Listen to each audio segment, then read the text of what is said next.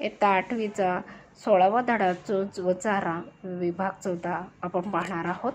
तर चोच आणि चारा की सजीव सृष्टीमध्ये निसर्गाने अशी निर्मिती केली की प्रत्येक सजीव हा जो आहे त्याचा विशिष्ट रचना अशी तयार करण्यात आली. आपण एक म्हण म्हणतो ती जे निसर्गाची करणी आणि नारळात पाणी, म्हणजे नारळातसुद्धा पाणी, की नारळाचं झाड हे जे आहे, प्रत्येक फळ हे एक फळासारखं नसतं.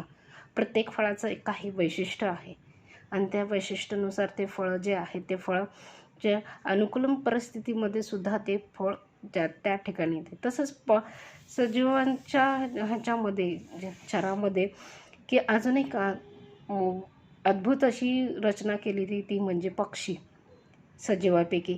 तर हा पक्षी जो आहे, प्रत्येक पक्षी हा जो आहे तो पक्षी म्हणलं की खग म्हणतो आपण. पक्षी हा त्याला समानार्थी शब्द आहे, तो खग आहे. तर हा खग म्हणजेच काय की जो विहर करत असतो, आकाशामध्ये उडत असतो, त्याला पक्षी असं आपण म्हणतो.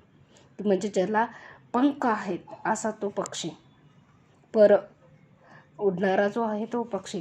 पण प्रत्येक पक्षी हा जरी एक त्याचं साम्य असलं, प्रत्येक पक्षाचं एक साम्य आहे की शेपूट असते आणि पंख असतात, आणि पंख असल्यामुळे त्याला पर असल्यामुळे की तो आकाशामध्ये भरारी घेतो, असा हा पक्षी जो आहे. पण ह्या पक्षामध्ये देखील विविधता कशी आहे याचा हा अभ्यास आहे. तर याचे लेखक जे आहेत ते लेखक आहेत मकरंद जोशी. यांचा जन्म 1970मध्ये झाला. ते प्रसिद्ध लेखक, निसर्ग सहल, संयोजक, प्रवास असे यांची आत्मकथन आहेत. तर अनेक भाववंत अशी कहाणी त्यांची आहे आणि त्यांनी आपल्या विविध नियतकालीमधून पर्यटन आणि पर्यावरण याच्यावर लेखांनी मुलाखती प्रसिद्ध केले. येथे देखील मानवाला पक्षी जीवनाविषयी नेहमीच कुतूहल वाटत आलेले आणि पक्षी जीवनाचं म्हणून अनेक पक्षीतज्ञ जे आहेत ते पक्षीतज्ञ हे अनेक ठिकाणी जातात आणि पक्ष्यांचं निरीक्षण करतात. हे पक्ष्यांचं निरीक्षण करत असताना त्या विविध पैलूमधून ते करत असतात.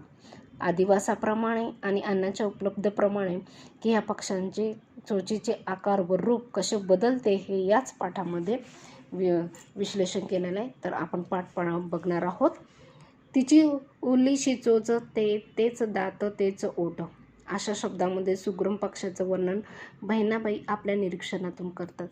बहिणाबाई हे आपल्या एक महाराष्ट्रातल्या ओवी गाणाऱ्या निरक्षर जरी असल्या तरी आपल्या ओव्यांमधून अगदी काव्यसंग्रह जे आहेत ते काव्यसंग्रहाचा साठा त्यांच्या ह्याच्यामध्ये होता. तर अशा ह्या बहिणाबाई म्हणतात की तिची इवलीशी चोच, प्रत्येक पक्षाची चोच जी आहे ती इवलीशीच असतात आणि तेच दात आहेत तिचे, तेच ओठ आहेत. तर अशा ह्या सुग्रम पक्षाबरोबर अनेक पक्ष्यांचा इथं हा केला आहे. तर त्यांनी चोचीचं केलेलं वर्णन बहुतेक सगळ्या पक्ष्यांना सहज लागू पडतं. पक्ष्यांची चोच म्हणजे केवळ त्याचा तोंडाचा भाग नाही, कारण या चोचीने अन्न खाण्याबरोबरच इतर अनेक कामं सहज केली जातात. जर तुम्ही वेगवेगळ्या जातीच्या पक्ष्यांचे बारकाईने निरीक्षण केला तर लक्षात येईल की पक्षी आपल्या चोचीचा उपयोग चिखलातून किंवा झाडाच्या खोडातून अन्न शोधणे, बिया फोडणे, शिकार केलेल्या प्राण्याचे तुकडे करणे यासाठी तर करतातच, पण त्याबरोबरच चोचीचा उपयोग घरटं बांधण्यासाठी, पिल्लांना भरवण्यासाठी इतकंच काय, पण झाडावर चढणे किंवा वेलीवर लटकणे यासाठी सुद्धा केला जातो. म्हणजे चोच ही जणू पक्ष्यासाठी हात, पाय, दागिना, चमचा, फावडा, करवत बरंच काही असतं. ती या पॅरेग्राफमध्ये याच्यामध्ये आपल्याला सांगितलं की पक्षी जे आहेत, प्रत्येक पक्षी जो आहे तो पक्षी किती वेगवेगळा जरी असला तरी त्याची चोच हे अवयव जो आहे, जसा मानवाला हात आणि पाय हे मुख्य अवयव आहे आणि ह्या हात आणि पायाद्वारेच माणूस हालचाल करू शकतो, हाताची कामे करू शकतो आणि त्यानुसारच माणूस प्रत्येक अवयवांचा हा उपयोग करून घेतो. तसं या पक्ष्यांचा महत्त्वाचा भाग म्हणजे चोच. तर ही चोच जी आहे ती चोच प्रत्येकाची चोच ही वेगवेगळ्या आकार आहे. परिस्थिती म्हणजे की अनुकूल जी परिस्थिती आहे, जर एखाद्या ठिकाणी खूप मोठ्या प्रमाणामध्ये जर आता बर्फाच्छादित प्रदेशामध्ये तुम्ही जर पाहिला तर पेंग्विन हा पक्षी जो आहे तो पक्षी त्याची चोच, त्याचं राहण्याचं किंवा त्याची उडण्याची जी कला आहे ती कला ही त्या परिस्थितीला अनुसरून आहे.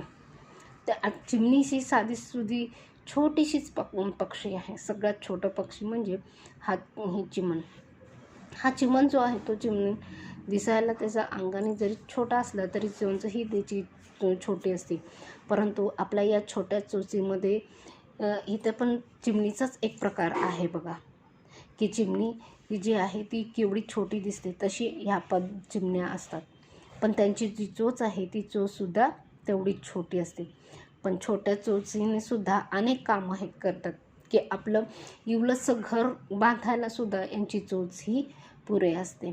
की एवढंच नाही तर आपल्या पिल्लाला ही चिमण जी आहे ती चिमण जे आहे ती आपल्या पिल्लांना ह्या चोचीद्वारेच भरवते आणि या चोचीद्वारेच चारा जो आहे तो चारा टिपत असते. हेच या लेखकाने व्यतीत केलेलं आहे. सर्वसाधारण पक्षी निरीक्षण करताना पक्षाचा रंग, उडण्याची बसण्याची पद्धत, याचबरोबर त्याच्या चोचीचा आकार कसा आहे याकडे लक्ष दिलं जातं. प्रत्येक पक्षी मित्र जो आहे तो पक्षी मित्र नुसतं पक्ष्यांचं निरीक्षण करतं आणि सोडून देते असे नव्हे, तर पक्षी मित्र जे आहेत ते पक्षी मित्र निरीक्षण करत असताना तो कुठल्या रंगाचा आहे, कसा आहे, तो कसा बसतो याकडे लक्ष देत असतात. की कारण चोचीच्या आकारावरून त्या पक्षाचं लक्ष, घरट्यांचा प्रकार याचा अंदाज बांधता येतो. प्राणीसृष्टीमध्ये वेगवेगळ्या गटातल्या प्राण्यांच्या शरीररचनेकडे बघितलं की जाणवतं फक्त पक्ष्यांना चोच असते. उत्क्रांतीच्या ओघात बदलत्या मनामध्ये आणि बदलणाऱ्या नैसर्गिक परिस्थितीमध्ये टिकून राहताना प्राण्यांच्या शरीरात बदल होत गेले. की जशी उत्क्रांती झाली, जसं मी डायनासॉर हा जो प्राणी आहे तो कालानुरूप तो डायनासॉर त्याची जी जात आहे ती प्रजाती जी आहे ती नष्ट झालेली आहे. चिमणीसुद्धा आपल्या काही काळ पूर्वी नष्ट झाली होती. आपल्या वैज्ञानिक तंत्रज्ञानामुळे की ही चिमण जी आहे की म्हणजे सजीवावर कसा परिणाम होतो की नैसर्गिक परिस्थितीमुळे म्हणा किंवा मानवाच्या परिस्थितीमुळे हे ह्याच्यावरून दिसून येतं. तर प्रत्येक प्राण्यांच्या शरीरात बदल होतात आणि त्यानुसार काल सुसंगत उपयोगी आवश्यक असे बदल टिकून राहिले की या प्रवासात पक्ष्यांची चोच निर्माण झाली. पक्ष्यांच्या ज्या वेगवेगळ्या जाती निर्माण झाल्या त्या चोचीमध्ये रंग, आकार इत्यादी विविधता निर्माण झाली.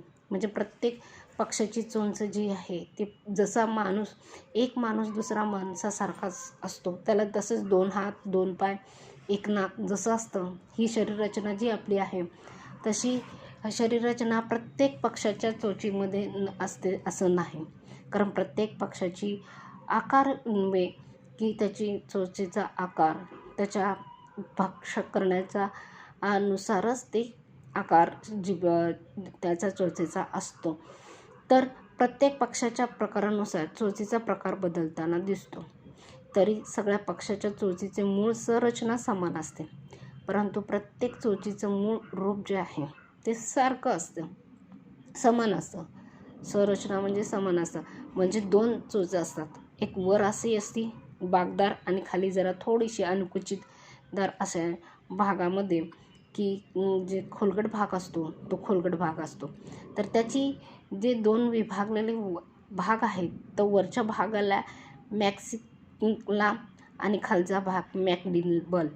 बहुतेक पक्ष्यांना या चोचीवर बाह्य श्वसनेंद्रिय हे असतात. जसे आपल्याला श्वसनक्रियेसाठी नाकपुड्यामध्ये आहेत, नाकपुड्यांच्या 2 आपल्या आहेत, तसे ह्यांना देखील 2 छिद्र असतात. जर बारकाईने निरीक्षण केलं की आपल्याला त्या पक्ष्यांच्या सुरुवातीला 2 लहान छिद्र असतात आणि ते त्याद्वारे हे श्वासोच्छ्वास करतात. पण काही एक चिमणी अशी आहे की त्याला ती अपवाद असतात. किवी नावाची पक्षी जी आहे ती अपवाद आहे. त्याच्या जे चोचीच्या टोकावर हे 2 छिद्र असतात. पक्षी अंड्यामध्ये असताना त्याच्या चोचीच्या टोकावर एक दातासारखा भाग येतो, त्याला एक टूथ असे म्हणतात. जसे मूल जन्माला आलं की त्याला दात येत नाहीत, परंतु नंतर कालावधीनंतर त्याला ते दात येतात आणि तो अन्न जे आहे ते अन्नपदार्थ खातो. तसं पक्ष्यांना मात्र की जन्मताच त्यांचे एक टूथ जे आहे ते एक टूथ येत असतात. अंड्यात पूर्ण तर त्याचं पण कारण एक विशिष्ट कारणासाठी ते त्यांचे जन्मजात अशी रचना येते. अंड्यात पूर्ण झालेल्या पक्षीच्या चोचीवर या चिमुकला दात उगवतो. याच दाताच्या मदतीने पक्षी आपल्या अंड्याचं कवच आतून फोडून बाहेर येतो. सगळ्याच पक्ष्यांना हा एक टूथ असतो. अपवाद म्हणजे किवी पक्ष्याची पिल्ले, आणि ही पिल्ले लाथा मारून अंड्याचे कवच फोडतात. सारखे काही पक्षी नेहमी लांब लांब चोची आपटतात. चोचीवर चोच आपटून ते आवाज करतात आणि त्याचा वेगवेगळा अर्थ असतो. प्रत्येक चोच जशी सुतार पक्षी जो आहे तो सुतार पक्षी जर आपण पाहिलं तर सुतार पक्षी झाडावर जोरात आपली चोच आपटतो आणि त्या चोचीच्या द्वारे त्याच्यातलं लाकूड जे आहे ते लाकूड बाहेर काढत असतो. झाडाच्या ह्याच्यात तो काढत असतो, म्हणून त्याला सुतार पक्षी असं म्हटलं जातं. चोचीच्या विशिष्टपूर्ण आकारामुळे लक्षात राहणाऱ्या पक्ष्यांची यादी केली तर अर्थातच धनेश म्हणजे हॉर्नबिल पक्ष्याचा क्रमांक बहुधा पहिला असेल. की प्रत्येकाचे चोचीचं वैशिष्ट्य असं असतं, परंतु सगळ्यात लक्षात राहण्यासारखं असतं ते हॉर्नबिल या पक्ष्याचा. तर गुलाबी फ्लेमिंगो पक्षाची चोच ही विशिष्टपूर्ण आकाराची असते. हा गुलाबी पक्षी जो आपल्याला दिसतोय तो म्हणजेच फ्लेमिंगो हा पक्षी जो आहे तो इंग्लंडमधला आहे आणि तो साधारणपणे आपल्या हिवाळ्यामध्ये म्हणजे ऑक्टोबर ते डिसेंबर या काळामध्ये हिप्परगा तलाव इथे बऱ्याचदा पाहायला मिळतात. हे पाहुणे पक्षी जे आहेत ते पाहुणे पक्षी आपल्याकडे 3 महिने वास्तवाला येतात. तेव्हा जरूर आपण हे पक्षीचं निरीक्षण करा. म्हणजे ते आपल्या गुलाबी शेंदेरी पंखांनी अग्निपंख हे नाव सार्थ करणाऱ्या फ्लेमिंगोची चोच मध्येच वाकडी झालेली असते. भक्ष्य शोधण्याची खाण्याची पद्धत जरा वेगळीच असते. हा जो पक्षी आहे ह्या पक्षी आपला पंख जे आहेत त्या पंखामुळे त्याला अग्निपंख की पंख जरी लाल लाल असले तरी तो पंख इतका तेजीने उडवत असतो की म्हणूनच आपल्याला माहीत आहे की AJ अब्दुल कलाम यांच्यासुद्धा पुस्तकाचं नाव आहे अग्निपंख. तर ह्या अग्निपंखामध्ये त्यांनी कशी अग्निभरारी त्यांनी घेतली, त्यांची जीवनाचे पंख कसे भरार घेतले, या फ्लेमिंगच्या पक्षाप्रमाणे त्यांनी कसे आकाशामध्ये झेजावले आणि मिसाईल मॅन झाले या पक्षाप्रमाणे, तसं हे पक्षी जो आहे तो पक्षीसुद्धा आपला त्याच्या भक्ष्य शोधण्याची आणि खाण्याची ही पद्धत ही वेगळीच आहे. पक्षी चोच म्हटल्यावर सर्वात आधी जो शब्द आठवतो तो अनुकुचीदार. प्रत्येक पक्ष असं वाटतं की चोच म्हणजे टोकदार वगैरे असं आपल्याला वाटतं, पण तो शब्द जो आहे तो शब्द काही पक्ष्यांना लागू आहे. जसा गरुड, ससा, ससाणा असे शिकारी करणारे पक्षी जे आहेत, शिकारी पक्षी आहेत हे. तर ही शिकारी पक्षी की तुम्हाला माहिती आहे की आपण म्हणत असतो नेहमी की असावी आपली झेप तर कशी असावी गरुडासारखी. म्हणजे गरुड जो आहे तो गरुड असा झेप घेत असतो, किंवा घारासारखी नजर असावी, म्हणजे तीक्ष्ण अशी त्याची नजर असावी. म्हणजे प्रत्येक पक्षाचं हे काही विशिष्ट एक वैशिष्ट्य आहे आणि तिच्या विशिष्ट वैशिष्ट्यानुसारच ते प्रत्येक पक्षी या चरामध्ये आपलं स्थान टिकून आहे. की गरुड जो आहे तो आपला सावज घेतो की नकळत सावज पटकन उचलतो आणि तो गरुडासारखी झेप आकाशात घेऊन सावज घेऊन जातो. आणि घारीची झेप जी असते की आपला सावज कुठून ते दिसतो का, त्या घारीप्रमाणे आपली निरीक्षण शक्ती असावी असे म्हटलं जातं. ते ह्या ह्याच्यानेच की अनेक प्रकारच्या प्राण्यांचे शिकार करणाऱ्या या पक्ष्यांना आपली शिकार घट्ट पकडता यावी आणि फाडता यावी, त्याचे तुकडे करता यावे म्हणून बाकदार अनुकुचीदार चोच असते. या चोचीचा वरचा भाग खालच्या भागापेक्षा थोडा लांब आणि वळलेला असतो. म्हणजे त्यांची ती चोचीचा आकार जो आहे, रचना जी आहे, ती रचना ही ह्याच्यामध्ये दिसते. आपल्याला फोटो दाखवलेले आहेत बघा पुस्तकामध्ये, तशी आहे. तर ह्या पक्ष्यांची चोच जी आहे, ती पक्ष्यांची चोच ही लांब असते आणि वळलेली असते, की कारण त्याच्यातूनच त्यांना आपल्याला जसं हात आहे तुकडे करून खाण्यासाठी, तसं ह्यांना त्यांचे हात दात हे सगळे चोचच असते आणि त्याच्यामुळे ही रचना त्यांच्यासाठी असते. तर काही सुतार, हुप्पो या पक्षी जे आहेत ते पक्षी मात्र ह्यांच्या विरुद्ध म्हणजे सरळसोट अशी त्यांची चोच असते. त्यांची का तर त्यांचे जमिनीवरचे जे किडे, झाडाच्या खोडीत दडलेले किडे शोधून बाहेर काढून खायचे असतात. जसं कोंबडा देखील हे जो आहे तो कोंबडा देखील त्याची चोच जर पाहिला की जमिनीवरचे किडे वगैरे खाण्यासाठी, दाणे टिपण्यासाठी त्याची चोचसुद्धा ही अशी सरळसोकट असते. चिमुकले शंजीर अर्थात शक्करखोरा म्हणून त्याला ओळखले जाते. त्यालाच सनबर्ड्स म्हणतात. तर सनबर्ड्स का म्हटलं जातं, तर फुलामधलं मधुर रस चाखतात. म्हणजे असा एक पक्षी आहे की जो की किडे वगैरे न खाता तो जणू आपण म्हणतो ना की मांसाहारी आणि शाकाहारी अशातला हा प्रकार आहे की मधुर रस चाखत असतो. त्यासाठी त्याने शरीरापेक्षा लांब बाकदार चोच त्याची असते. आकारात चिमणीपेक्षाही लहान असलेल्या सनबर्ड्स एखाद्याच्या फुलाच्या पाकळीवर आरामात बसून फुलाला धक्का न लावता आपल्या पातळ बाकदार लांब चोचीने फुलामधला मध चाखत असतो. त्याची चोच बघा इथे दाखवलेली आहे, किती अनुकुचितदार आहे, की तो जरी पाण्याच्या मध्ये बसून झाडाच्या पानावरचा मध जरी चाखायला लागला तरीसुद्धा तो किती शिफताईने तो चाखू शकतो हे ह्याचा अंदाज आपल्याला येतो. तर सगळ्यात चोचीचा वेगळा प्रकार म्हणजे पोपट जो आहे तो पोपट आपल्या काहीशी जाडसर आणि बाकदार चोचीने पोपट शेंगा, अगदी तिळा इतका लहान बिया तर आरामात फोडून तर खातोच, शिवाय झाडाच्या डहाळ्यावरून चालताना याच चोचीने डहाळी पकडून पोपट आपल्या चोचीचा उपयोग पायासारखाही करत असतो. म्हणजे पोपट हा आपल्याला सर्वांनाच माहीत आहे. तर ह्या पोपटाची चोच जी आहे ती लाल लाल असते. हिरवी मिरची जो आहे ती हिरवी मिरची म्हणा किंवा पेरू म्हणा, त्या पेरूचा कसा तो फडशा पडतो हे त्याच्या चोचीसाठीच उपयोग असतो. तर तो असा काही त्याची पोपटाची चोच जी आहे तो पायासारखा सुद्धा त्याचा उपयोग करत असतो. उडता उडता पाण्याचा सूर मारून अचूक मासे पकडणाऱ्या खंड्याची चोच सरळसोट आणि टोकदार असते. या खंड्याची बात तर वेगळीच आहे. हा खंडा जो पक्षी आहे तो खंड्याची पक्षीची चोच जी आहे ती चोच ही सरळसोट आणि टोकदार असते. कीटकांवर विशेषतः माशांवर उदरनिर्वाह करणाऱ्या वेड्या राघूची चोच ही त्याला उडता उडता माशा टोळ पकडायला सोपं जावं अशी सरळ आणि लांब असते. आपला नजकदार घरटं विणणाऱ्या सुगरण, खोप्यामध्ये खोपा सुगरणीचा खोपा असं म्हटलेलंच आहे. तर आपल्याला जागोजागी जर आपण शेतामध्ये वगैरे गेलो तर सुगरणीचा खोपा दिसत असतो.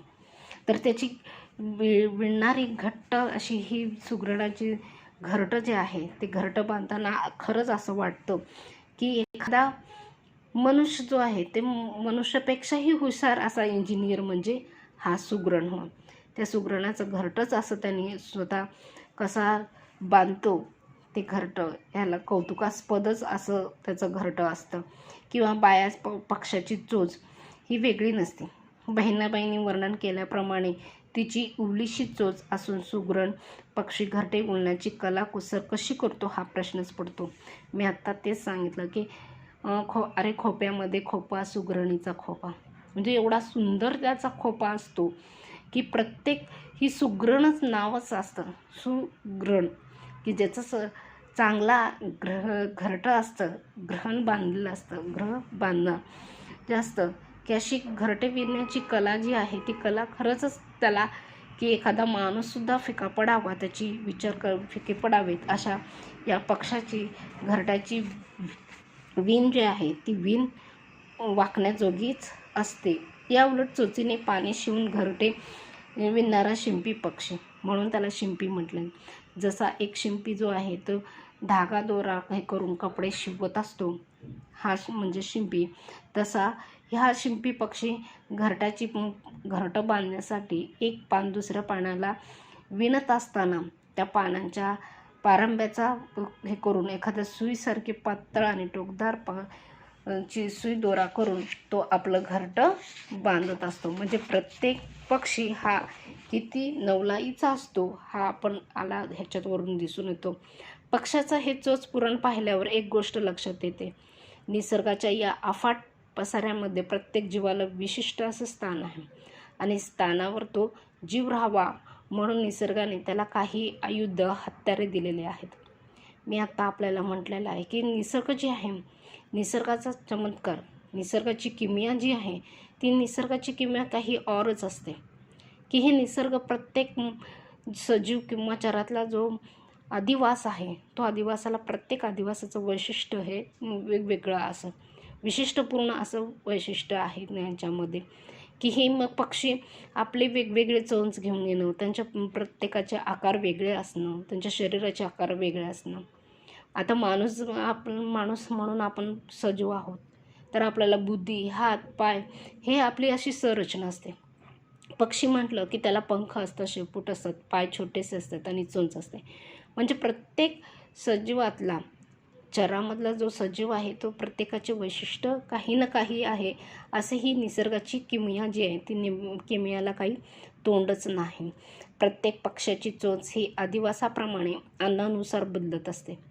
पण जर वेगवेगळी भूमिका बजावणारे पक्षी एखाद्या परिसरात नसतील तर निसर्गाकडे उत्तर आहे.